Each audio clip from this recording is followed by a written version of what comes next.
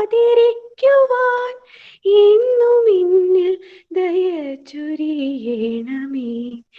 എങ്ങും എങ്ങും നിറയും വെളിച്ചമേ, പൂവിലൂറുന്ന പുഞ്ചിരി നീയല്ലോ, പുസ്തകം തരും ജ്ഞാനവും നീയല്ലോ, പുല്ലുമാടവും പൂമണി മേടയും തുല്യമായി തരും ശക്തിയും നീയല്ലോ.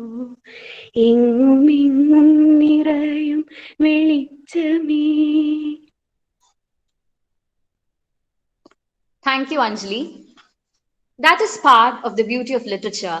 You discover that your longings are universal longings, that you're not lonely and isolated from everyone. You belong. Literature is a labyrinth of feelings. It plunges the readers into an emotional whirlpool of joy and tears, letting one to understand life, to dream, to imagine, and most importantly, to discover oneself. As a vivid reader or somebody who thinks or speaks literature, we're all raised to a different cosmic level or to a different persona, sharing a common essence of life.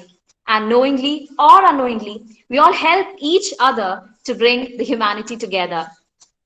We all are here with the same drive. We all are here with the same hunger, a common literary bent of mind that unifies our existence. What we are forced to ask for more is a couple of meaningful talks in literature, and that's exactly what brings us together here today. Respected dignitaries on the platform, beloved teachers, and all my dear friends, a very warm welcome to one and all. Zamorin's Guruvayurappan College has been in forefront in the educational scenario since 1877.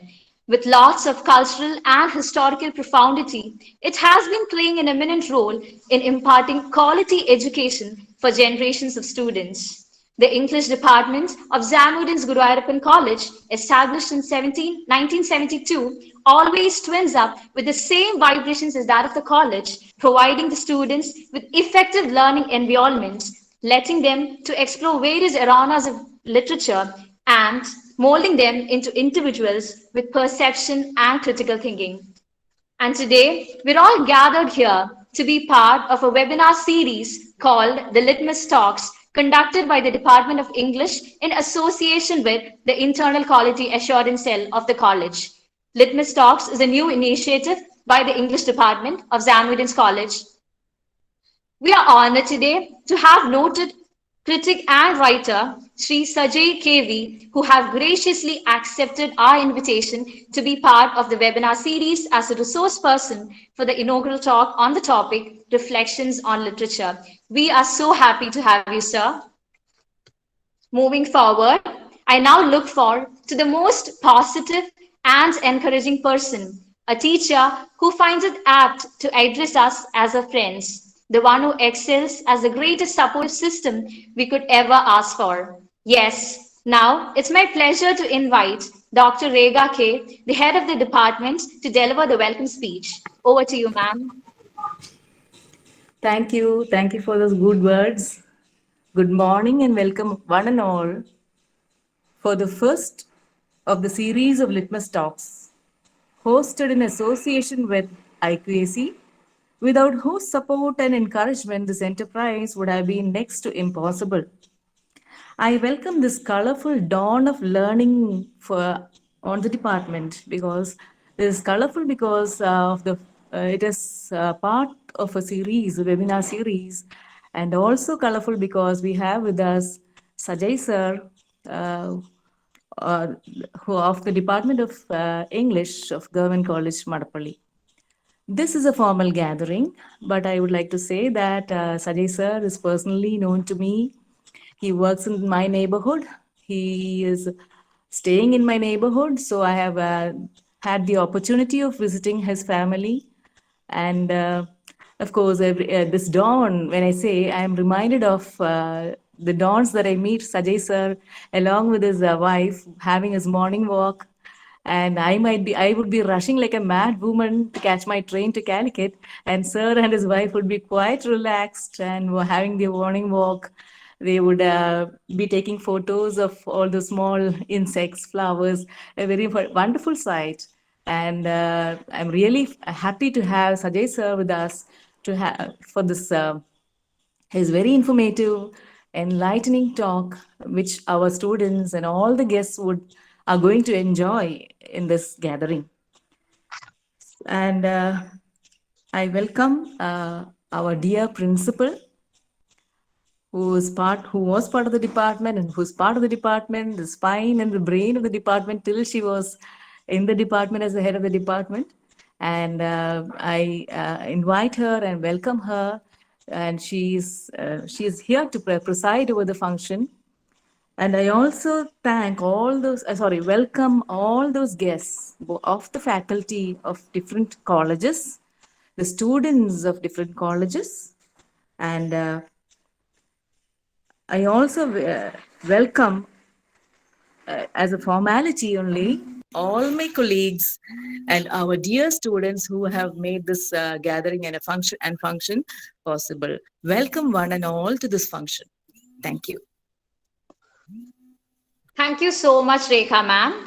Now it's my turn to extend a gracious welcome to the most energetic and inspiring Dr. Rajani B, our beloved principal, also the former HOD of English departments. One can never forget the incredible compassion she has invariably shown to listen to the needs of all around her. It's my pleasure to welcome Dr. Rajani B for the presidential address. Over to you, ma'am. Thank you. Thank you for your kind words. Very warm good morning to all. It's a real pleasure and a real honor to be back in the department, this time, of course, with a role change. I'm here not to deliver the usual welcome address, but to make the presidential remarks. It's great to know that in the middle of efforts which are truly superhuman, the commencement of a new semester, evaluation camp, internal marks, online classes, and of course, COVID special duty, the department could organize the LITmus series of talks. The online mode has opened up opportunities, new possibilities, which we were unaware of in the offline mode. And I'm sure that the LITmus series would withstand the tests of time. Really honored to have the resource person for the day, Sri Sajai KV, Assistant Professor, Government College, Madapalli. He's a well-known critic, a well-known writer, and his talk, Reflections on Literature, I'm sure would fill in the gaps which are there in the syllabus. I'll make my presidential remarks short because I'm sure that all of you are waiting to listen to his talk. I take this opportunity to wish all the staff and students of the department all success, not just for today, but also for the programs charted out for the next few days. Really happy to see some of my colleagues from the other colleges and also research scholars here. Warm welcome to you all. Once more, I extend it from my side, in addition to the one extended by the head of the department. And I wish you all success. Thank you. Thank you so much, Rajani ma'am. Now, before we move on to the main event, I call upon Akhila Subramaniam from First PG English to introduce the resource person for the day. It's indeed a privilege and honor to have Mr. Sajai KV as a resource person. He has completed his graduation and post-graduation from Mar Athanasius College and is currently working as the assistant professor at Government College, Madapalli, imparting his knowledge to the young scholars. He has shown great interest and portrayed his efficiency in both English and Malayalam language alike. His works are having a close touch with humanity and their experiences. His writings are beautiful and we can feel a personal connectivity towards his works. He is a well-known critic who has been deeply involved in bringing life to his writings by indulging human experiences in it, which draws the attention of the readers. He molded his writings in such a way that its essence touched the heart of the readers. Some of his notable works are Latin Amerikayude Kavitha, Nilavu Moshtikkunna Kallan, Sheri, Pavayo Aval, and he has also done translation works on Kattugal, Sangeetham, Geethanjali, etc. Now, I warmly welcome Sajai sir to discuss about today's topic, reflections on literature. Over to you, sir. A very warm good morning to the English teachers and students of Zamorin.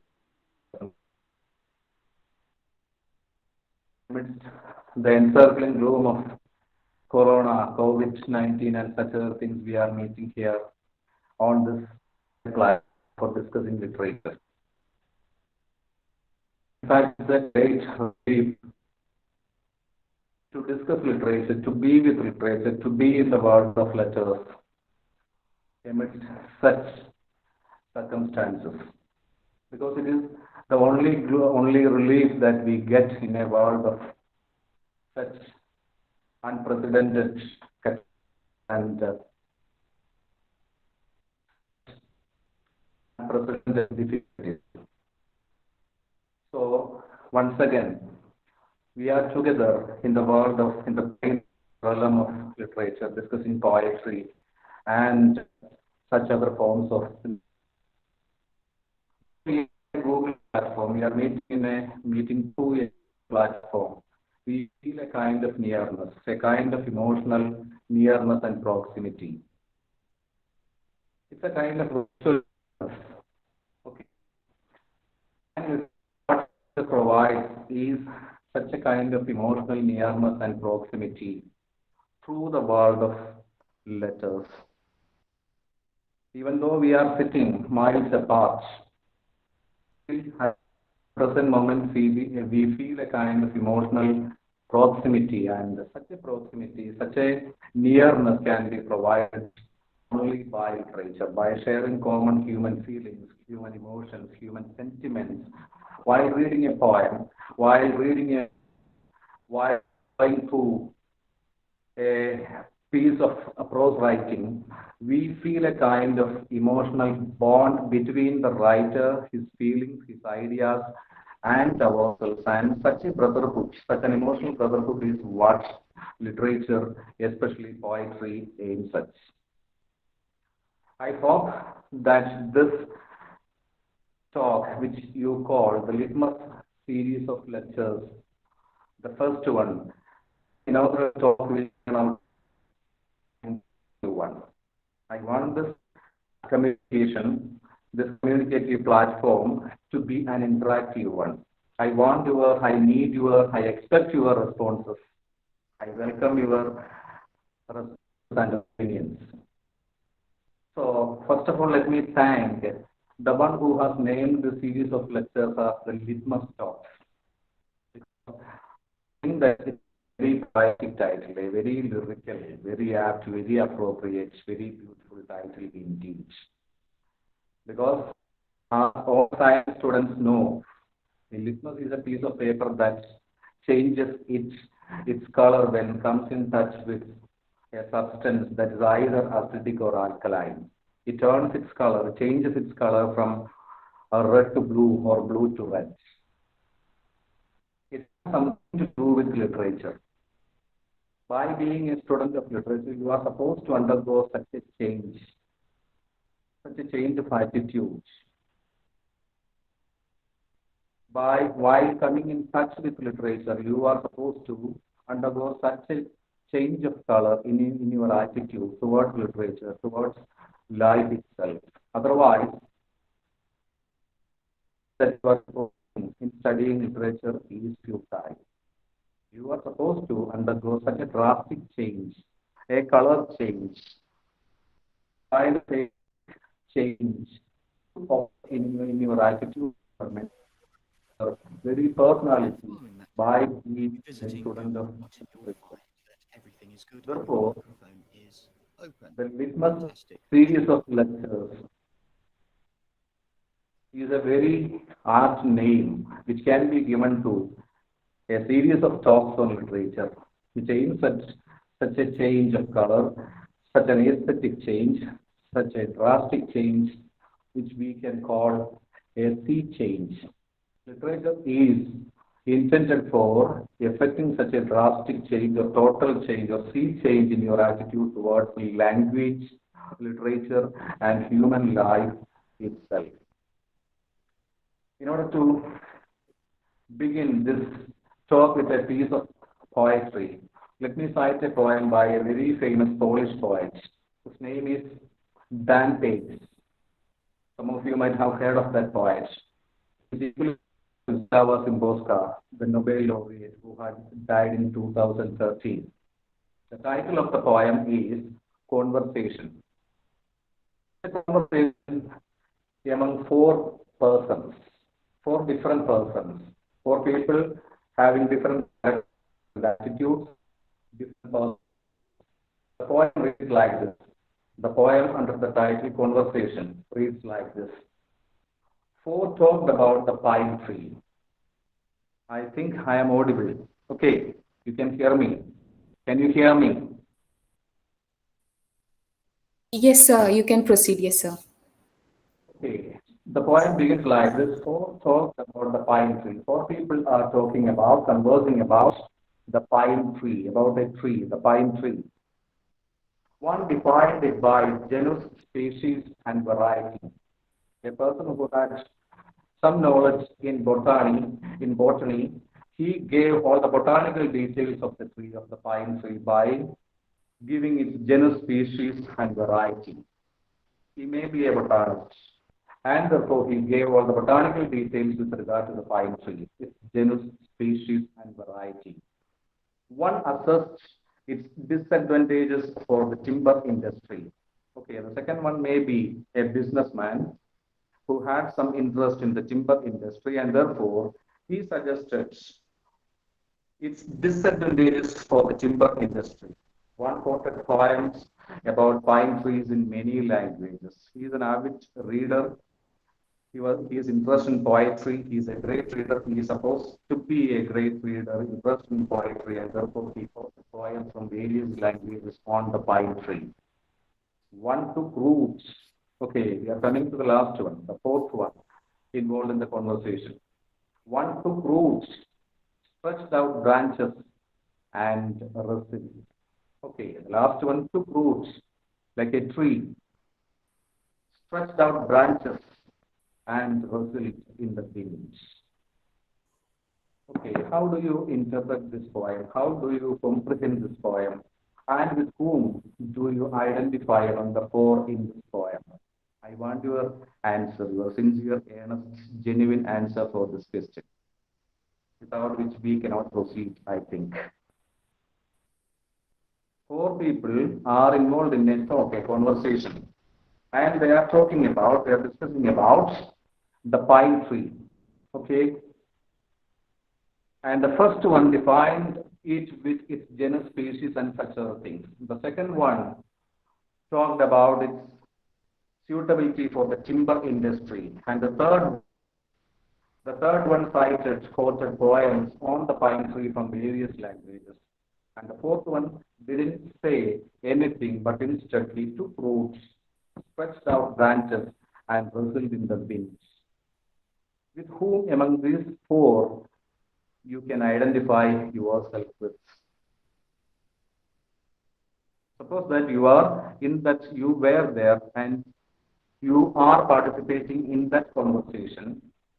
You are a member of that group, and with whom do you identify yourself with? You are one among the four.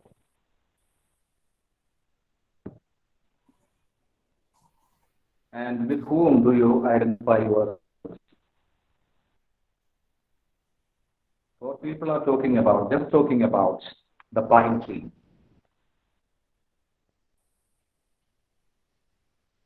Okay. I am waiting for your answers, your genuine imaginative answers, with a touch of creativity. Anybody can give me an answer. Any student who is listening to me can give me an answer. With whom you identify yourself?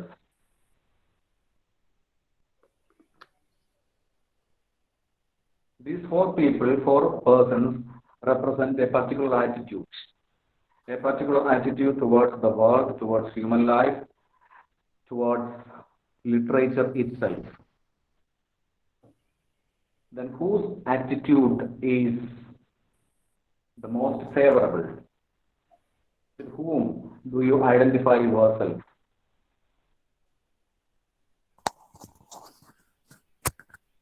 Or in other words, whose attitude is supposed to be the correct attitude, the best attitude of a student of literature?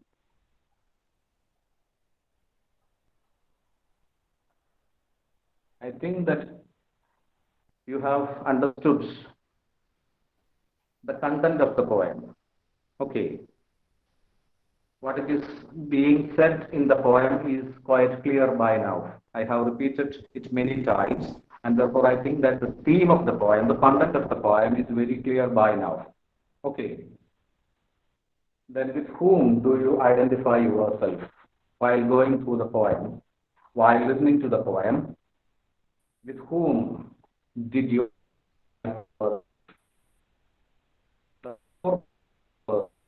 talking about the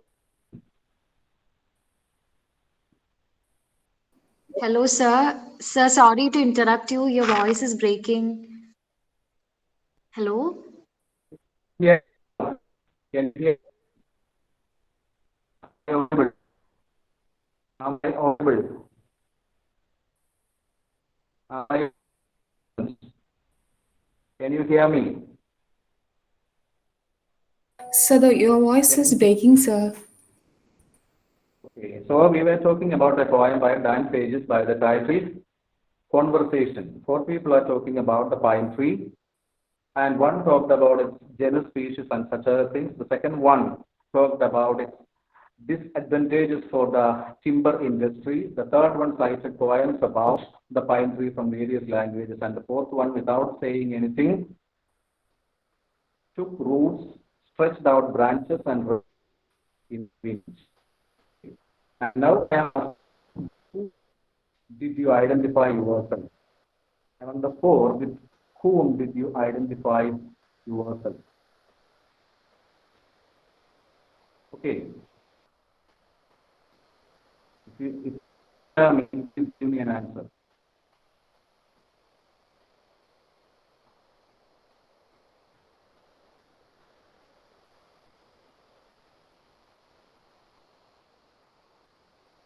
Okay.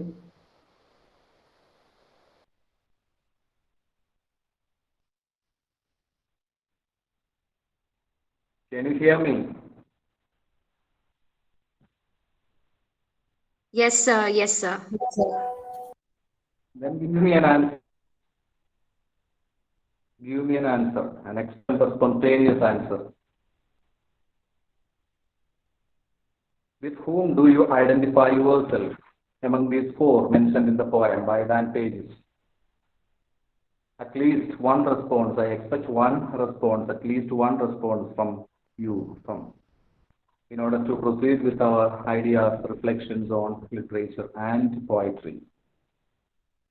With whom do you identify yourself among these four, talking about the pine tree?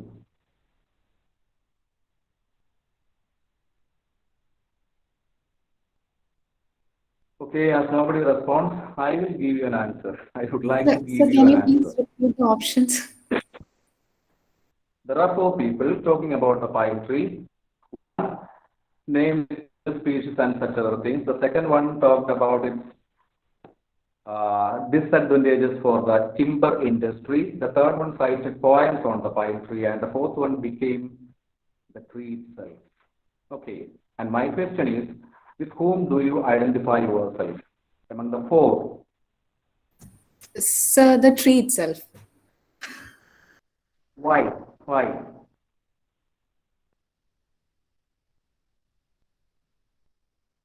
So Then because why he is did you identify? experiencing it from within, he's experiencing it. Okay, he is becoming one with the tree. He is getting transformed into a tree. It's a kind of imaginative or imaginary transformation into a tree. He is becoming the thing in itself. Why talking about a thing, a tree, the person, that person, only that person is transforming into, he is becoming a tree, he is becoming the tree itself. Such a transformation, such an Imaginary transformation is possible only in the world of literature. While writing about a bird, about a nightingale, about a cuckoo, about a skylark, the respective poets are transforming themselves into that bird, that songbird. So an imaginary transformation, imaginative identification with some other thing or person is possible only through literature. While reading a piece of literature, a work of literature, we are identifying with the characters, with the themes, with the feelings and emotions of the characters portrayed in that work of literature. And therefore, literature creates a kind of fraternity or brotherhood among the readers and writers. Okay. It's a realm of universal human feelings in which we are partaking by reading, by enjoying, by appreciating. Okay. And which genre do you think is the most beautiful, the highest form of literature? Which genre do you think is the most elevated one among the different forms of writing? Which genre do you like the most? Which genre, like poetry, short story, and fiction? Which genre do you like the most? Which do you think is the most elevated form of literature, form of writing, form of creative writing?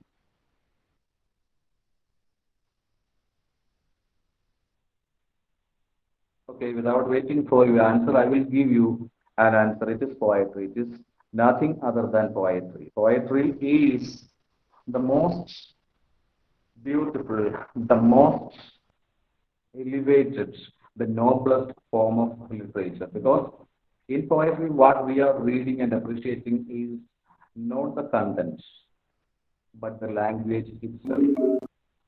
The language comes to the foreground and it becomes so prominent. It is the beauty of the language which is being enjoyed in reading poetry.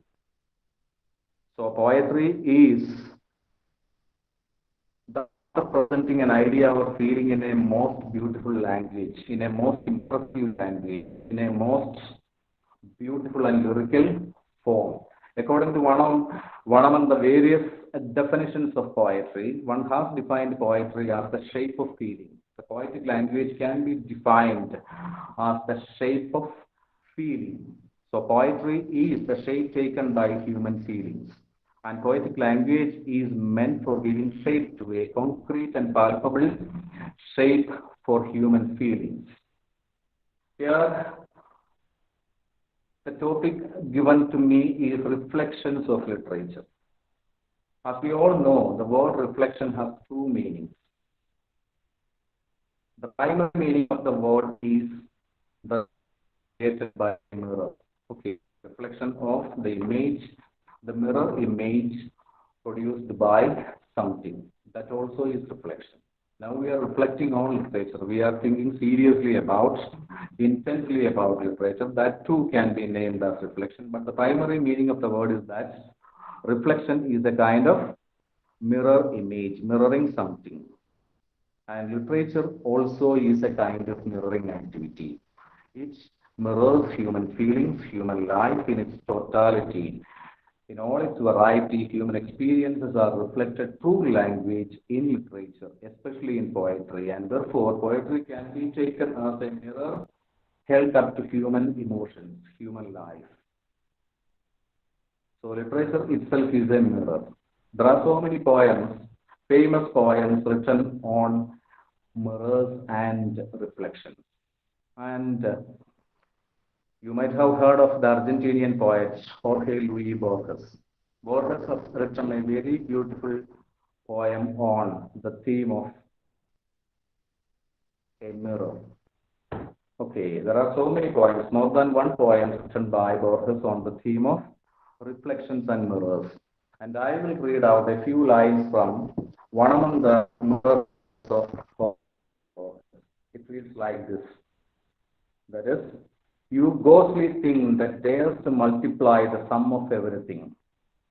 So Borges calls a mirror a ghostly thing, a strange, big, strange thing, a thing that dares to multiply the sum of everything. So the basic function, the primary function of a mirror image is to multiply things. Such a multiplication happens, such a multiplication takes place in poetry also, in literary language, in poetic language also. Poetry multiplies meanings. Poetry in itself is a multiplication of meanings. A single poem, a single line of poetry can be read and interpreted at various levels. Something which has a single meaning only is not poetry. Poetic language is connotative language. It has multiple meanings.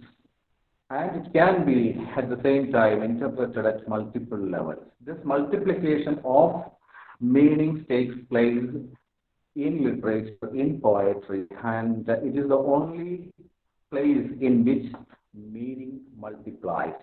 Like a mirror image, the doubling and multiplication of meaning happens only in poetic language. There is a very beautiful definition of poetry given by one of the contemporary critics, a Marxian critic. Terry Eagleton has given a very beautiful definition to poetry in his book on poetry by the title, How to Read a Poem.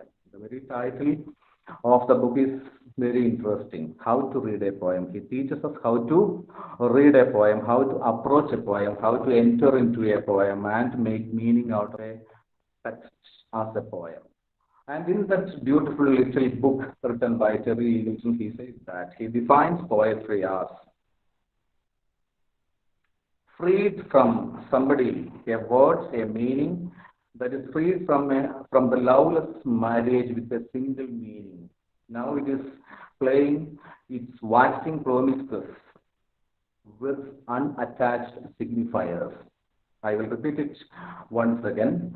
Freed from the loveless marriage with a single meaning. In poetry, words are waxing promiscuous with unattached signifiers. That means, in ordinary prose, under ordinary circumstances, words have a single meaning. They are attached to, they are married to a single meaning, are married to a single person. And in poetry, it is getting freed from that loveless marriage with a single meaning. And it is waxing promiscuous with many meanings, many unattached signifiers. It is getting free to so many meanings, multiple meanings. So, to be married with a single meaning is so boring, so monotonous. At least in poetry, words are not married to a single meaning.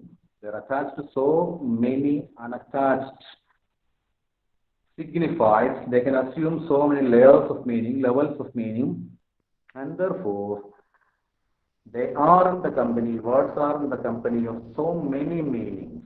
And now they are free from the loveless marriage with a single meaning in poetry. So this multiplicity of meaning or meanings is what makes the act of reading poetry so enjoyable.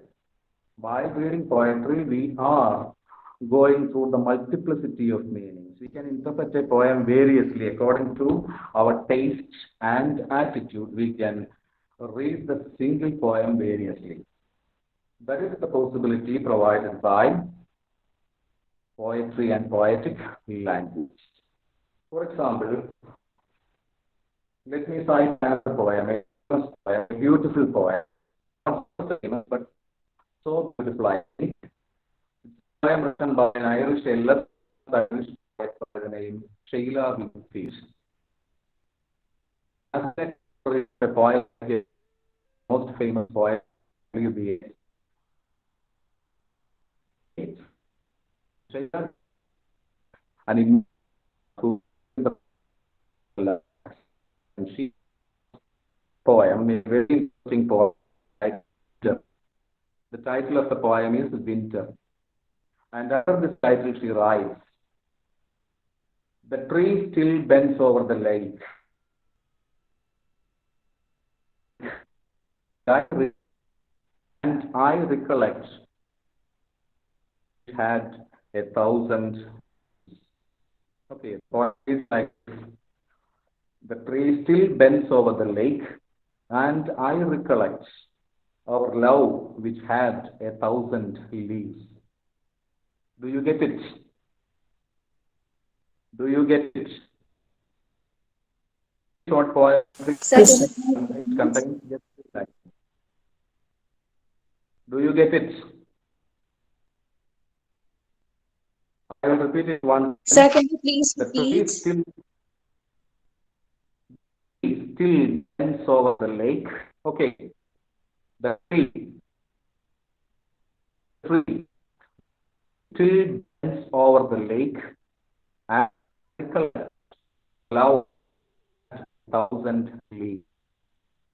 With these 3 lines, the poem is complete. The title of the poem is Winter. Then how do we interpret this poem?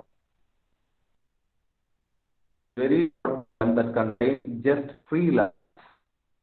The tree still bends over the lake, and I recollect our love had 1,000 leaves. Can you connect the title with the poem? Can you make a story out of the poem that contains just 3 lines?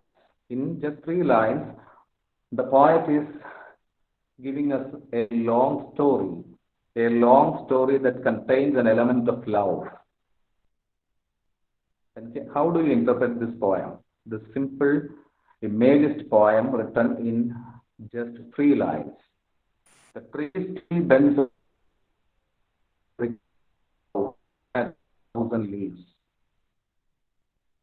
How do you interpret? How do you comprehend this very short poem in 3 lines? Just like a haiku poem, it contains just 3 lines. Somebody writes that the winter is, once again, the winter is, you can come forward and express your ideas, your notions. It's fresh instead of writing it. Please come forward and speak out. Hello, sir. Okay. Sir, What do you think about this poem? Sir, I would have liked like one of the students to answer, but yeah, sir, I like it quite a bit because brevity is always appealing to us as readers of poetry, and here I feel the winter is often used as an image for the winter of life, or both in the sense of nearing death, or also in the sense of any barren patch of life could be described as a winter of life. So the barrenness here is probably caused by the absence of love. climate. Okay, it's not just the climatic reference, but it's an emotional climate. Okay, it's an emotional climate. Okay. Yes, sir. Well,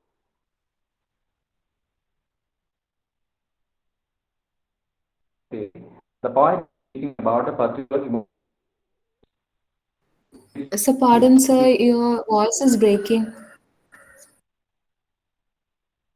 Pardon? Pardon?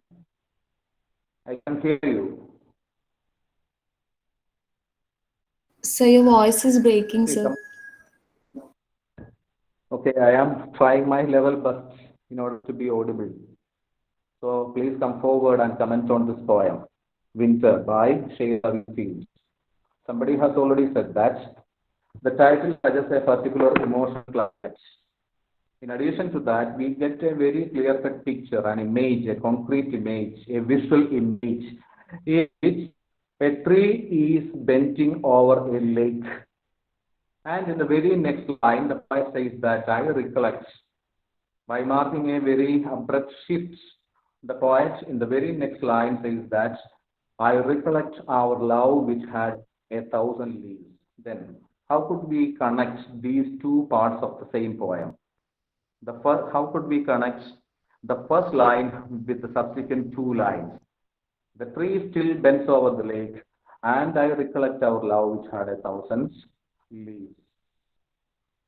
Do you find any connection between the first and second parts of the same poem, the very little poem? in 3 lines. The tree still bends over the lake. It's a visual image, a concrete, very concrete visual image in which a tree appears. A tree appears as bending over a lake, perhaps a frozen lake, a wintry lake. And in the very next line, the poet says that I recollect our love. She uses the third person plural pronoun, the possessive form of the third person pronoun, and says that I recollect our love which had 1,000 leaves. And the tense form used here by the poet is very significant, very crucial, and it is said in the past perfect tense. I recollect our love which had 1,000 leaves. Then how could you interpret these two images? The tree which had 1,000 leaves and the tree that is bending over the lake. How do you connect these two pictures, two images, and give a total meaning to this poem? The tree that bends over the lake and the tree that once had 1,000 leaves. How do you connect these two pictures and make a meaning out of this poem? Out of these images, these two images, out of these two pictures.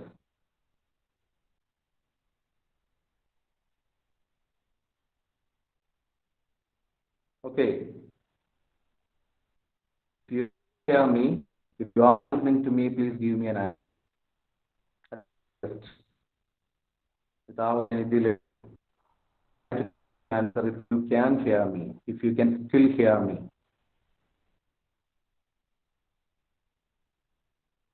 Sir, is it about pain or sorrow, about the lost love? Can it be that? Okay, there is Maybe winter, there is initially they a were tree. having a. Sorry, sir, I didn't hear you. The title, in the very title of the poem, it is said that the season is winter. And then again, the poet says that the tree still bends over the lake. There is a tree that bends over the lake. And then again, the poet says that I recollect, now I recollect our love, not my love, our love, which had 1,000 leaves. Then what does it mean? A tree that bends over the lake, a tree that once had 1,000 leaves, and the winter season. Okay, winter and love are the two images, two themes in this poem, we can say. Then how do you connect winter with love, the tree with love, the tree that bends over the lake with love, and the tree that had 1,000 leaves?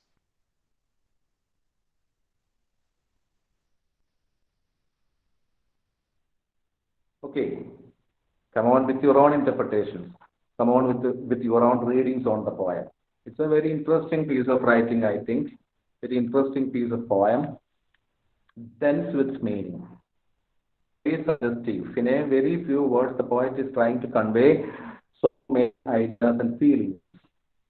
He is speaking about herself. The speaker in the poem, the persona in the poem is speaking about herself, about love, about past and present. Then how such a vast range of experiences are being presented in a very few words through a single image, the image of a tree that bends over the lake, bends over a frozen lake. So please come on with your own ideas, your own interpretations, your own readings on the poem. How do you conceive, how do you comprehend this poem? What the poem is about? Is it about winter? Is it about a lake? Is it about a tree? Is it about love? Is it about lost love? Is it about the present or the past?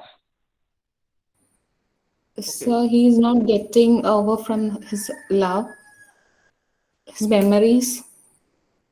Okay, then how do the speaker in the poem memorize his past, his love in the past, his love life in the past? Maybe it Please was connect. beautiful. In his love was so beautiful. Maybe Then why do you this say that his love was so beautiful? His or her love was so beautiful. What evidence do you have to say that? So Can you since get he's comparing his love with the tree full of leaf, Okay. Yes. Instead of saying that a So tree full of let leaves, me, the poet says that it was a tree with 1,000 leaves. Okay. Instead of saying that tree full of poet and that it was a tree with 1,000 leaves. Wordsworth's statement in the daffodils that all at once I saw a host of golden daffodils. 10,000 saw I at a glance. So says Wordsworth in the daffodils. 10,000 saw I at a glance. Just like that, here the poet, this poet also says that I recollect our love which had 1,000 leaves. Instead of saying many leaves, so many leaves, full of leaves, the poet uses the expression 1,000 leaves, which is more poetic than many leaves or full leaves, I think. Okay. Instead of saying full of leaves or many leaves, the poet says that 1,000 leaves, which creates an impression of something infinite, something countless, something uncountable. Okay. Then what else? So the love in the past is portrayed as a tree with 1,000 leaves. 1,000 is a great number, or it represents something that is great, something that is uncountable. Thousands. Okay. A tree with 1,000 leaves. And at the same time, the poet is presenting a contrasting picture of the same in the very same poem.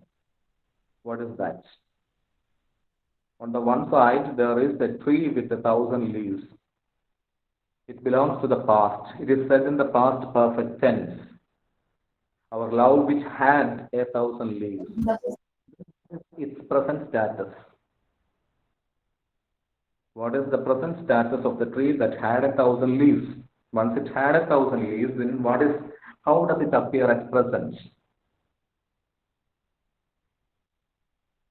How does the very same tree that So had maybe, 1,000 leaves appear at present? How does the Sir, very this is same Rekha, tree appear? teacher. Sir, Okay. sir, can you hear me? Sir, it's winter season. Autumn is a time when the leaves simply fall off. And after that, winter. So the tree is leafless, but the memories are full of thousands of leaves.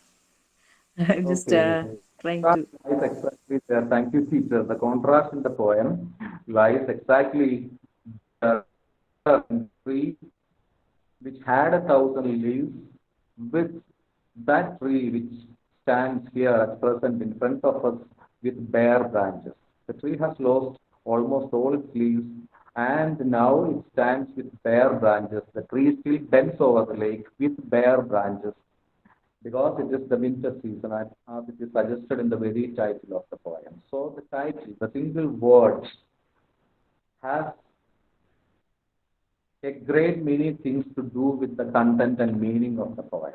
Then connected with the title of the poem, by going back to the title of the poem,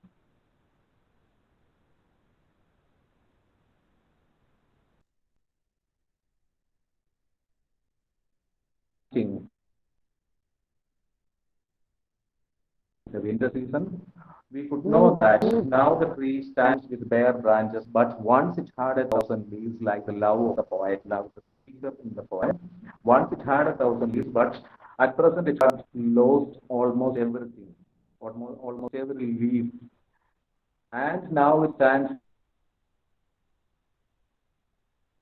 bare branches. And by viewing such a tree, such a big tree, bending over the lake with bare branches, the poet is reminded of his love or her love, which once had 1,000 leaves. So, in a few words, in just 3 lines, he is narrating or she is narrating a love story without giving any details.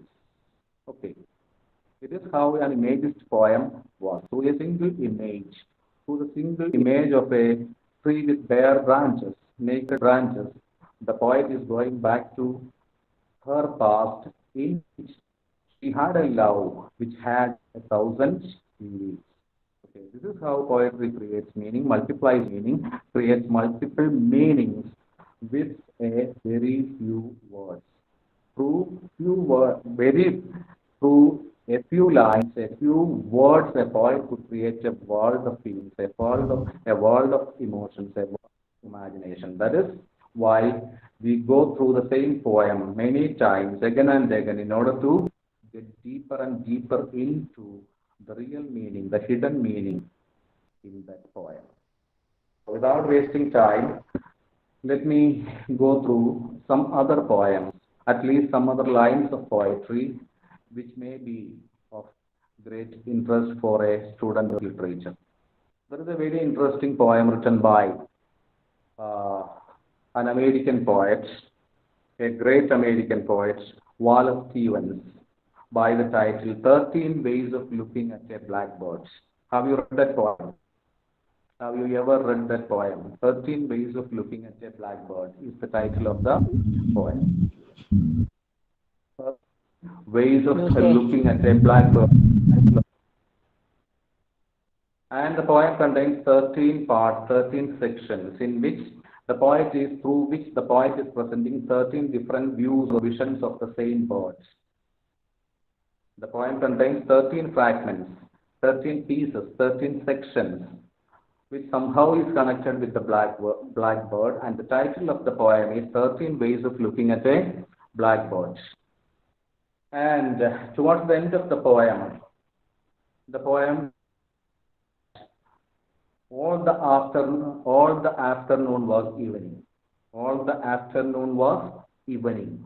There is a line, there is a single line in that poem which reads like this: all the afternoon was evening.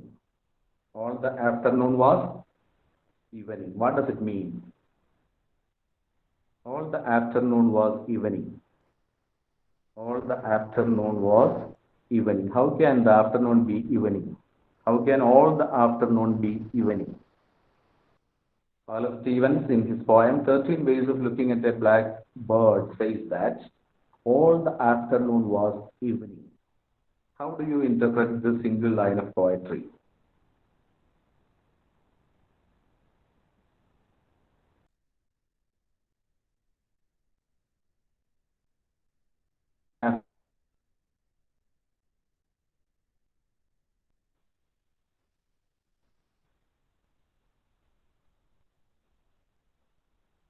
Can you hear me? Did you hear me? Yes, sir. All the afternoon was evening.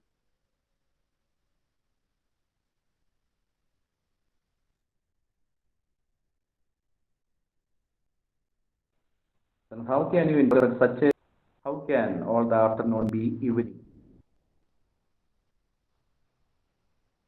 How do you interpret such a line of poetry?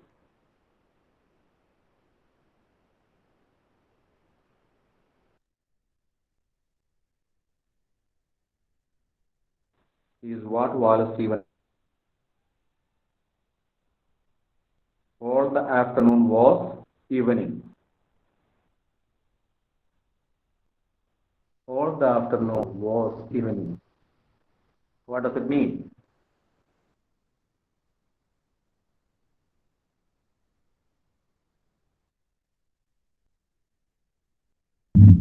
Come forward and give me an answer. In order to lots of light or brightness. Okay.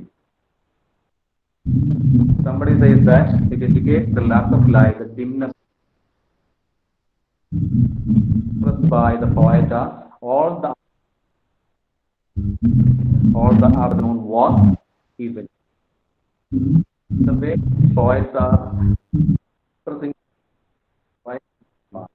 in a quite indirect manner. Poetry is a kind of indirect way of suggestive way of expressing ideas. In one of the famous poems, Emily Dickinson says that, "Tell me the truth, but tell it slangs." Okay, tell me the truth, but tell it slangs. Something that is said in a quite plain, straightforward fashion will not become poetry. In order to be poetry, the ideas and feelings are to be expressed in a quite different fashion, in a novel fashion, in a deviant manner. Ideas are expressed in poetry, and that makes poetry the most beautiful linguistic expression in the world. I think that poetry is the most beautiful a linguistic expression in the world. Just like wine becoming water becoming wine. Okay, one among the many miracles performed by Jesus Christ was to transform water into wine. Okay, that was the first miracle performed by Jesus Christ according to the New Testament. In poetry, water, plain water becomes wine, the wine of poetry, the wine of aesthetic enjoyment. That is what happens to language, plain speech, plain language in poetry. In poetry, plain speech, like plain water, is being converted into the wine of poetry. The intoxicating red wine of poetry is created out of the plain water of language. And that is what happens in the creation of poetry. All the great poets are converting the plain water of language, the plain water of speech into the intoxicating red wine of poetry. You might have heard of a very famous poem, a very concise poem written by Lord Byron on the theme of Jesus converting water into wine. Can you cite that poem? Can you recollect that poem? It's very famous. A very short poem, a very beautiful poem written by Byron on the theme of Jesus Christ converting water into wine. The first miracle performed by the Son of God, according to the New Testament, was converting water into wine. And on that biblical theme, Byron have written a very short, perhaps the shortest poem in the world, was written by Byron on that theme. Then, are you familiar with that poem? Are you familiar No, with sir. Byron's poem on? Okay, the poem reads like this. It goes like this. Water blushed when it saw its master. I hope that you will remember it forever. Okay, it is the most beautiful, the shortest, and the most beautiful poem ever written in the English language. Water blushed when it saw its master. Water blushed when it saw its master. The change of color that occurred on the surface of water when it was converted as wine by Jesus is compared to a kind of blushing by the poet. And he says that water blushed because of shyness, because of maybe because of pride, and because of a mixed feeling of shyness. Water blushed when it saw its master. The water is witnessing its master. He is looking at the face of it is looking at the face of its master, its great master, its creator, and water blushed when it saw its master. For the first time, water is seeing its master, looking at the face of his master, and at that very moment, on looking at the face, the divine face of his own creator, its own creator, water blushed because of shyness, because of pride. Water blushed on seeing its master. Okay, it is perhaps the shortest and the most beautiful poem written in the English language. Water blushed when it saw its master. Then can you connect this image, water blushing water or blushing wine, with something else in English romantic poetry? Do you remember a similar line? Can you quote a similar line from one among the most famous English romantic poems? Water blushing or wine blushing wine. Can you remember? Similar line that occurs in one of the most famous, most beautiful, most enchanting English romantic lyrics. Blushing wine. The same image, a similar image occurs in one among the great romantic odes in English literature. What is that poem? And which is that line in which the poet portrays wine as blushing wine is mentioned in one of the most famous, one of the greatest British romantic odes. I will give you a clue. That poet who has written this poem died exactly, pardon? The poet who had written this particular ode, had died exactly 200 years back. Mm. He died in 2021, and in 2021, we are remembering him as a poet who died 2 centuries back. Still remember that great poet and that great poem. Which is that poem and who is that poet? Which is that poem and who is that poet? Keats. Okay, then which is that poem? Which is that poem? There are five great odes written by Keats. Ode to Autumn, Ode to a Nightingale, Ode to a Ode to Nightingale. Sight, Ode to Melancholy, to a Nightingale. Then which is that line? Can you remember Blushful that line? blushful hippogreen, full of the true, the blushful hippogreen, with beaded bubbles winking at the brim. Okay, then do you have anything more to say about the next line, the last line, which you have quoted just now?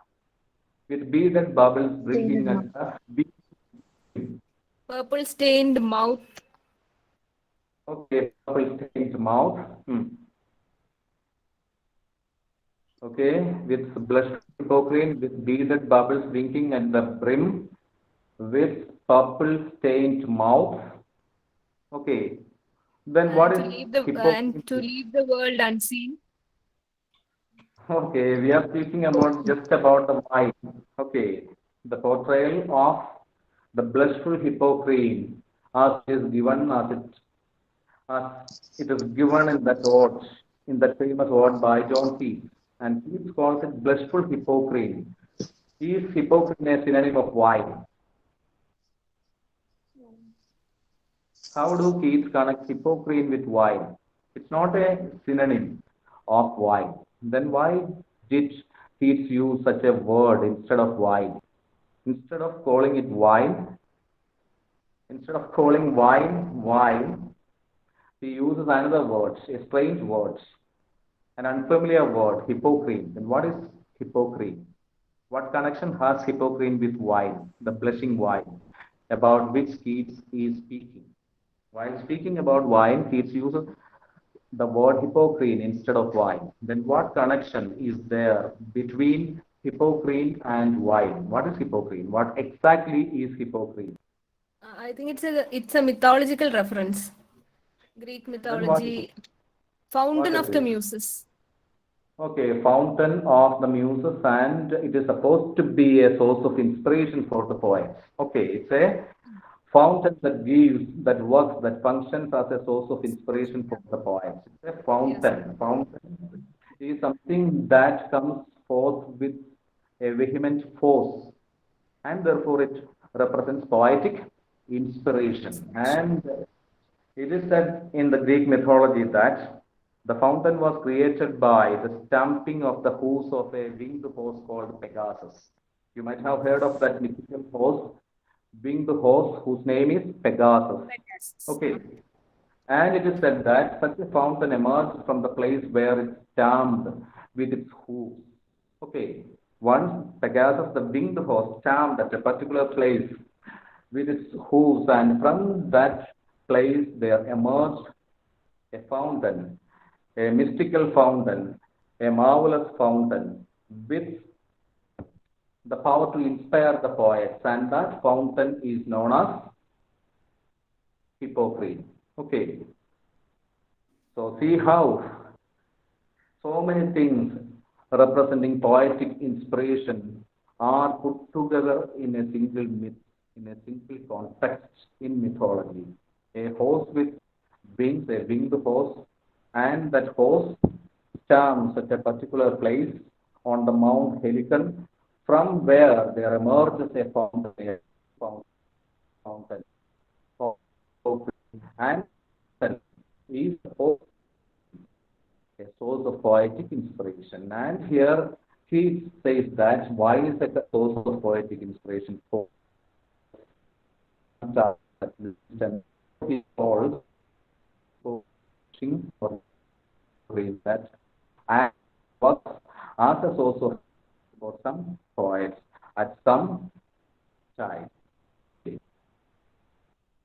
Okay. So we have already mentioned people.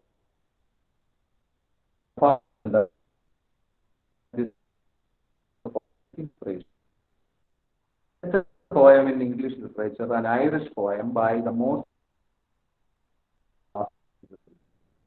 famous of the last. Who is that? Who are the most famous Irish poets with whom you are familiar? There are two Irish poets. One is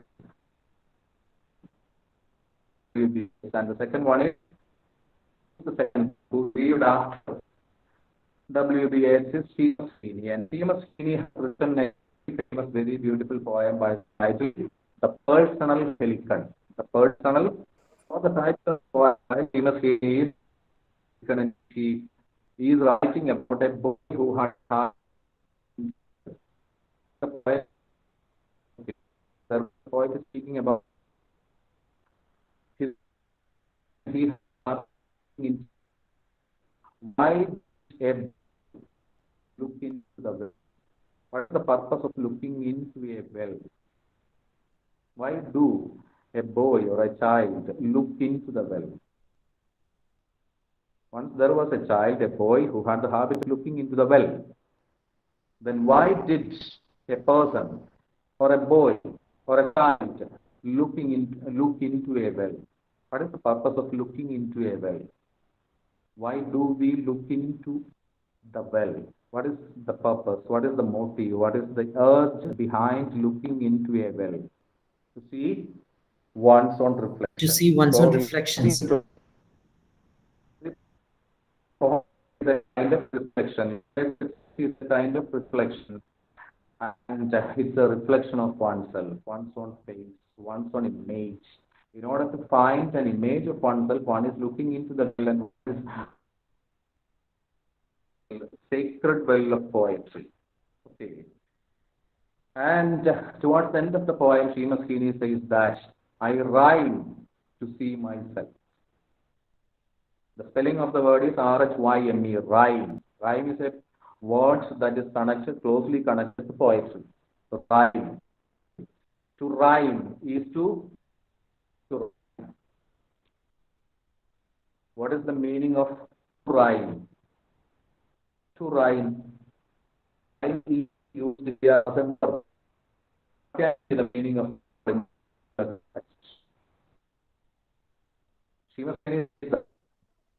Rhyme is a sort of a verbal echo, which is sort of a verbal reflection as well. The feeling poetry.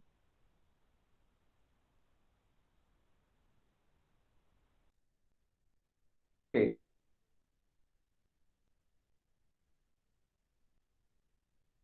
Well, looking deep into the well, looking into the bottom of the well of language, well of poetry, the poetry's well. So, to set dark the darkness within the well echoing, in order to make it echoing with his own sound, with his own voice, in order to see himself, I write. I write in order to see myself. I write in order to set the darkness within the well echoing, to make it resound with my own voice, my own personal voice, my own subjective voice. I rhyme, I write, I sing, I look into the well of language, well of poetry. This, I think, is a great definition of poetry, greater than by the definitely the spontaneous by what there are like given this in everything a well made of words well made any language, a well made digging deep into language, digging deep into meanings. And writing poetry is like looking into that well in order to see oneself.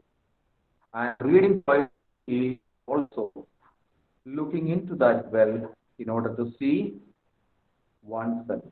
While writing the poet is him. While reading the poem, the reader is his own face. It's a magical reflection, a magical well that gives to set the darkness echoing, I think. To set the darkness in the well echoing, to see my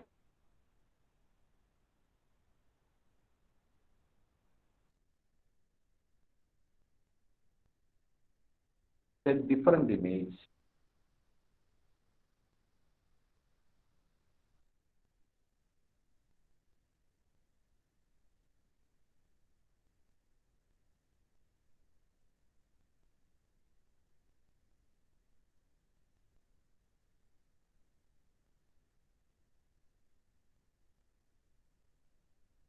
Kind of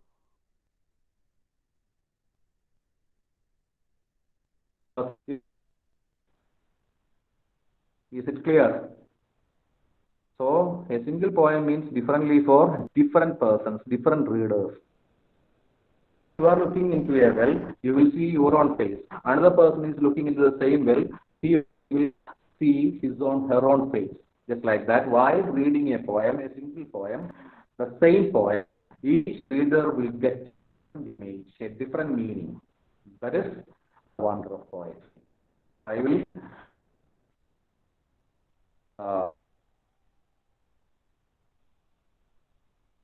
last 1 hour, I think, and therefore it is time to conclude this session.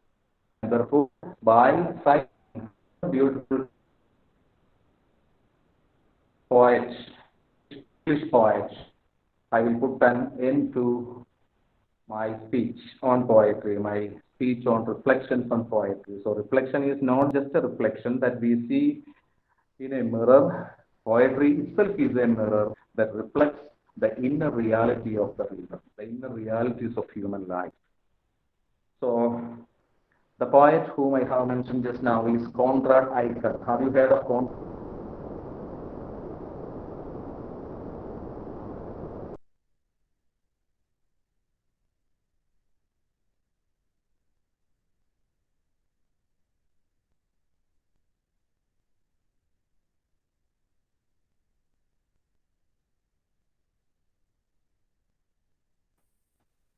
So we have lost you.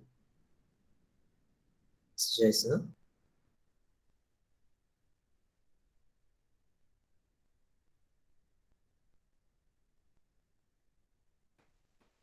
And there are two Excuse me, lines. sir.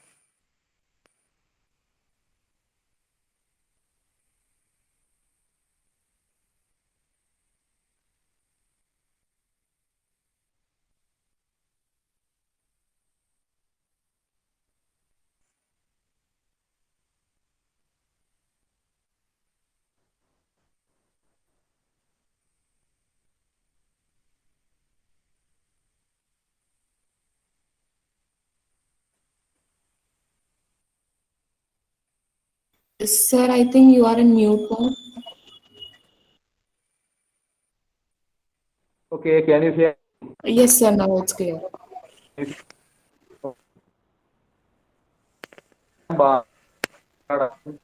these lines. The we broke together was more than bread. The music that we heard together was more than music. Can you hear this beautiful line from Conrad Aiken, the American poet? The bread that we broke together was more than bread. The music that we heard together was more than music. So we have taking a bread, the bread of poetry together now. We have been hearing to the music of poetry, music of words till now. When broken together, the bread of poetry will be doubled. It will get doubled when broken together. Music, when heard together, will get doubled. It was more than music. The music that we heard together was more than music. The bread that we brought together was more than bread. So poetry is such a bread, such a music that gets doubled, that gets multiplied on each reading and rereading. By rereading poetry, it is getting doubled, it is getting multiplied, like the bread and music mentioned by Conrad Aiken. In another poem, Aiken, the very same poet says that reading poetry is like passing the sevenfold prism of meaning. Reading poetry is like parsing or dividing the sevenfold prism of meaning. You should keep this expression, at least this expression, in your mind forever. I hope so. You will keep this image, you will carry this image in your mind forever. The sevenfold meaning, prism of meaning. Poetry is the sevenfold prism of meaning. And while reading poetry, we are passing, we are analyzing, we are dividing that sevenfold prism of meaning. And with this beautiful poetic lyrical definition of poetry, let me conclude my words. The sevenfold prism of meaning. Poetry is a sevenfold prism of meaning which can be divided into the seven colors, seven layers of meaning. Just like the seven types of ambiguity mentioned by William Emerson. Poetry contains seven layers of meaning, seven colors of meaning, and therefore poetry can be called a prism, of meaning, which has seven layers and seven colors. Okay, thank you. Thank you for listening to me.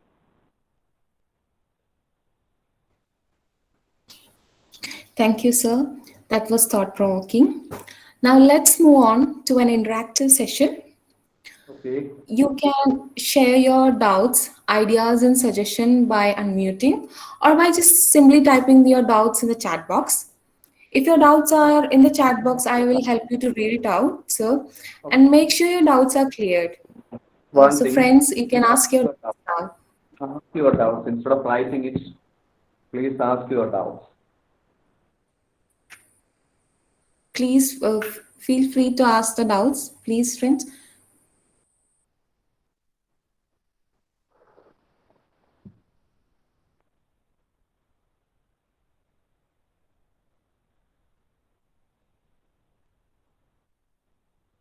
I need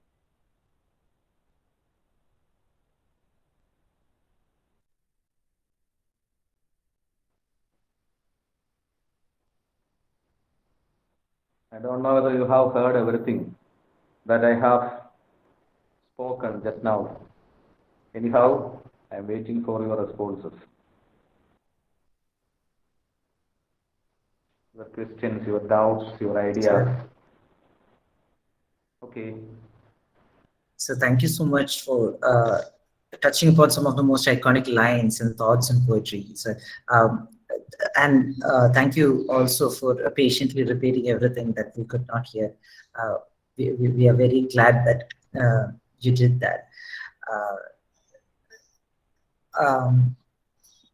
So I couldn't hear clearly, like you quoted that last line that you quoted, the sevenfold prism of meaning.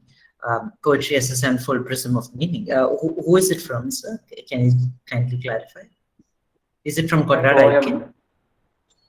It's a poem by Conrad Aiken by the title Letter from Lipo. Letter from Lipo, the Chinese poet, the ancient Chinese poet. Letter from Lipo is the title, and the poet is Conrad Aiken, and the image is the sevenfold prism of meaning, passing forth the sevenfold prism of meaning.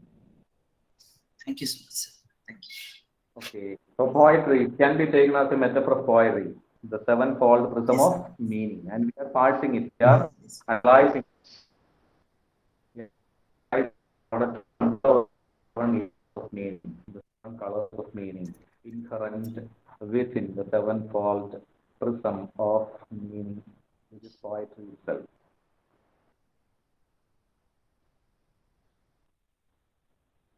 Okay.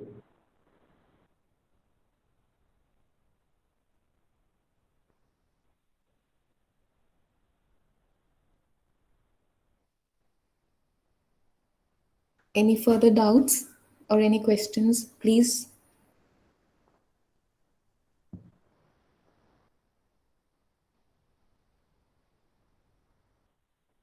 So in conclusion, we can say that poetry is a kind of personal silicon into which we are looking in order to see the reflections of our own feelings, our own faces, our own inner feelings and inner faces are being revealed while looking into the personal silicon of poetry.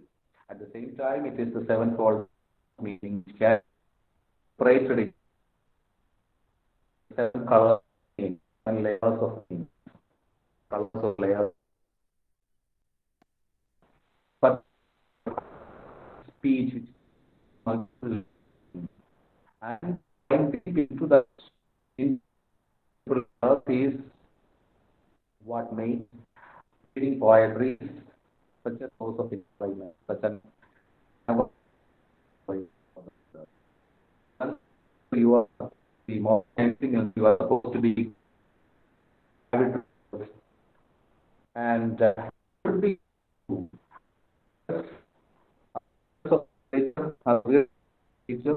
as great periods of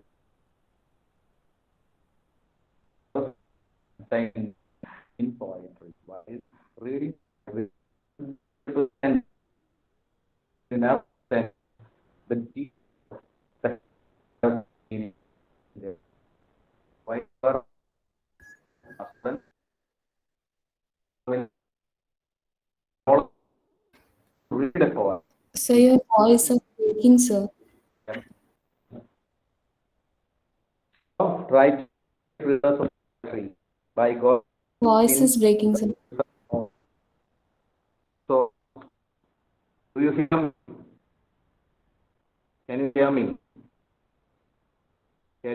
Yes. Yes, sir. Yes. Okay, so supposed to be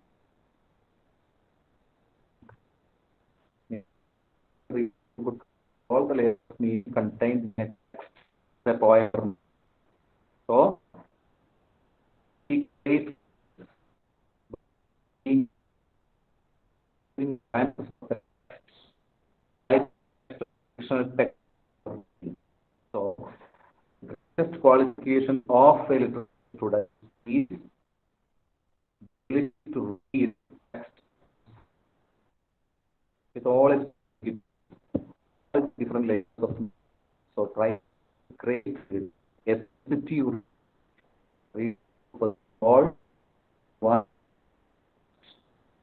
Okay. And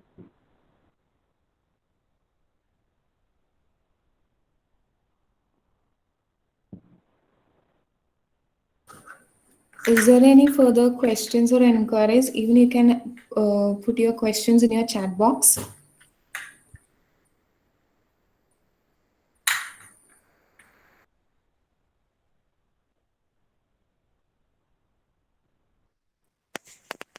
Thank you, sir. So, we are used to different definitions of poetry, like theatrical composition, spontaneous overflow of powerful feelings.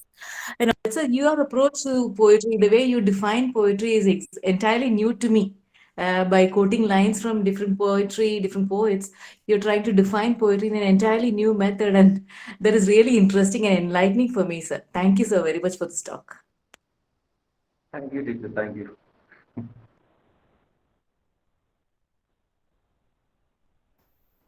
Any questions? Okay, I hope everything is cleared. Now, I invite Arya Manoj for the vote of thanks.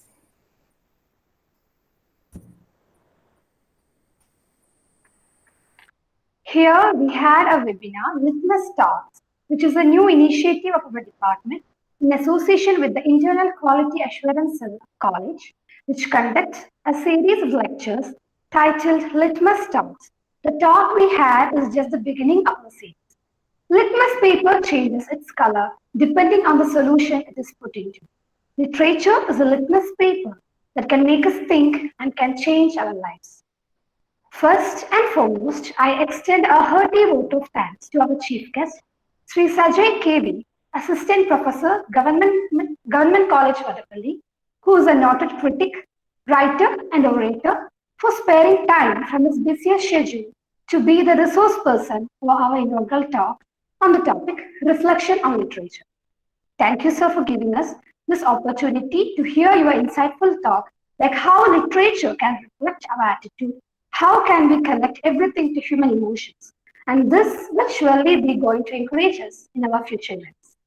Next, I would like to thank Principal of Zamorin's Guruvayurappan College and former HOD of English Department, Dr. Rajani B, for her support, vision, and commitment. Her able guidance has always encouraged us. Thank you, ma'am. Next, let me thank HOD of English Department, Dr. Rekha K, who is a great scholar, reader, and who has dedicated herself to contribute her best efforts. Next, let me thank the anchors, Kavya R and Agla Subramanian of PG First Year, who handled the meeting in the best possible way. Next, let me thank all the teachers who are present here, whose effort needs no introduction and speaks itself through results. And finally, but importantly, let me thank all the students and other members who had gathered here and made this webinar a grand success. As said by C.S. Lewis, literature adds to reality. It does not simply describe it. It enriches the necessary competencies that daily life requires and provides. And in this respect, it irrigates the desert that our life have already become. And I believe that this small talk have helped you to irrigate your deserts. Once again, thank you for your presence. Thank you.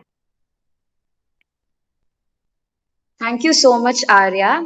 Sir, we really had a great session. It was really interesting.